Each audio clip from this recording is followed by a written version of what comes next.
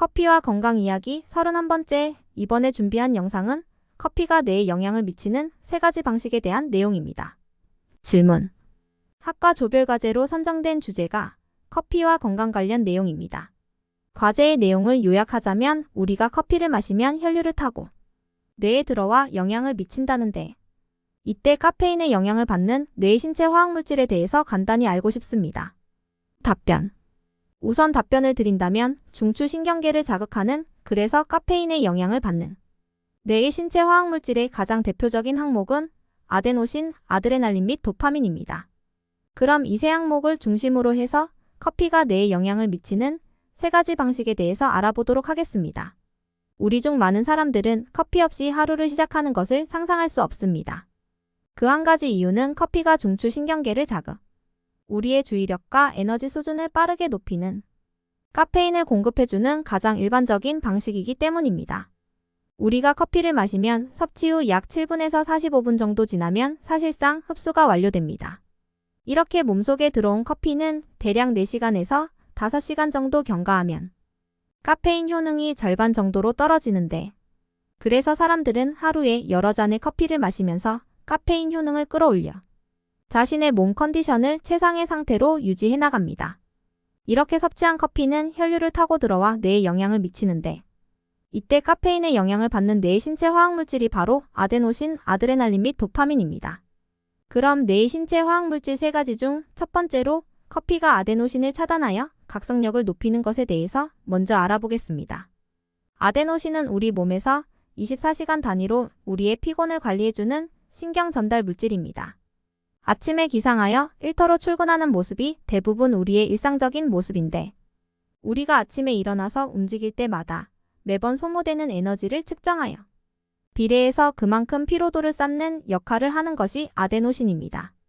그래서 낮 동안 우리 몸에서 생성된 아데노신은 우리가 일정 시간 일을 하거나 열심히 공부했다면 오늘 수고했으니 이제 그만 쉬라고 우리 몸을 안정시키기 위해 졸음을 불러오는 등 휴식을 취하도록 해줍니다.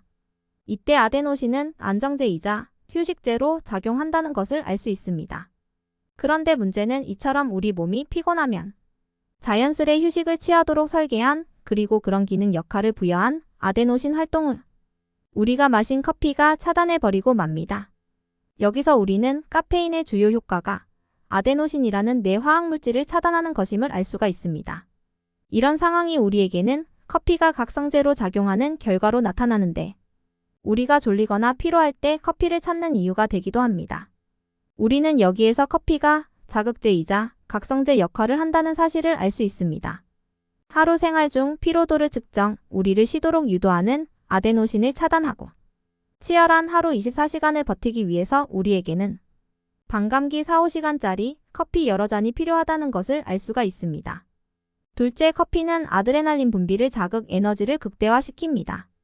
각성제인 커피가 피로와 졸음을 측정하여 신체의 휴식을 취하라는 메시지를 발령하는 아데노신의 알람을 차단해주자 이 틈을 타 24시간 불야성 같은 밤을 즐기자는, 그래서 뇌를 자극하는 흥분성 신경 전달 물질이 우리 몸에서 자유롭게 더 생성, 활성화됩니다. 이런 신경세포 발화의 부추김에 전체적으로 우리 몸이 호르몬 분비를 총괄하는 뇌하수체도 이런 흐름에 덩달아 동참, 자신이 관리하는 호르몬 중에서 아드레날린을 생성하는 부신을 활성화시키기에 이르게 됩니다. 사실 아드레날린 하면 우리가 일상생활에서 틈틈이 그 용어를 사용하기도 하는데, 우리가 보통 흥분이 된다고 할 때 아드레날린이 뻗친다라는 말을 많이 쓰는 경우입니다. 필자가 쓴 책 커피와 건강의 모든 것 제1권 2장의 소단원 제목 운동 전 마시는 커피 한 잔의 놀라운 효능은 운동 관련 바로 이 아드레날린 호르몬에 대한 용도를 설명한 것입니다.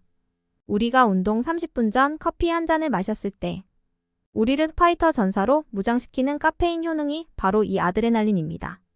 커피에 의해 자극받은 아드레날린은 우리 몸속 에너지를 신체가 100% 결집시켜 한 방에 사용할 수 있게끔 발동되는 호르몬인데, 특히 운동선수들이 커피를 마시는 이유가 되기도 합니다. 셋째, 커피는 도파민 재흡수를 지연시켜 기분을 개선합니다. 일상생활 중 어떤 면에서 우리에게 가장 익숙하게 알려진 이름이 바로 도파민이라는 신경 전달 물질인데, 우리는 보통 이를 행복 호르몬으로 생활에서 기억하고 있습니다. 도파민은 쾌락과 욕망, 동기부여와 감정, 그리고 운동 조절 등에 영향을 미치는 우리를 기분 좋게 만드는 뇌의 신경 전달 물질입니다. 그런데 우리가 마시는 커피가 우리 몸에서 생성된 이 도파민을 외부로부터 흡수되는 것을 막아주어 우리 몸속에 오랫동안 머무르게 하여 사람들로 하여금 행복한 기분을 조금 더 느낄 수 있도록 지탱해주는 역할을 합니다. 이와 관련 우리는 뇌에서 보상 행동을 담당하는 보상회로라는 개념의 이해가 필요합니다.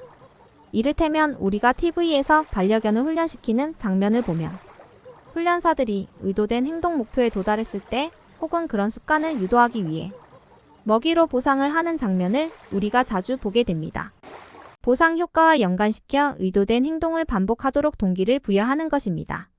마약이나 담배, 술이 바로 도파민 분비를 직접적으로 자극, 보상 회로를 통한 쾌락을 반복시킴으로써 우리를 중독에 빠뜨리게 하는데, 이때 우리가 마시는 커피가 이런 도파민을 우리 몸속에 더 오래 잡아두어 쾌감을 좀 더 지속시키게 하는 역할을 한다고 보면 됩니다. 이제 우리가 매일 물처럼 마시는 커피가 혈류를 타고 들어와 뇌에 영향을 미치는데, 이때 카페인의 영향을 받는 뇌의 신체화학 물질이 바로 아드레날린, 도파민이라는 것을 알게 됩니다. 그러면서 아데노신은 우리의 신체적 피로, 수면 활동과 관련이 있고, 아드레날린은 우리의 파이터 본능을 일깨워주는 운동 능력과 관련이 있고, 도파민은 우리에게 웰빙의 느낌을 주어 삶의 컨디션 향상과 관련이 있다는 것을 알게 됩니다.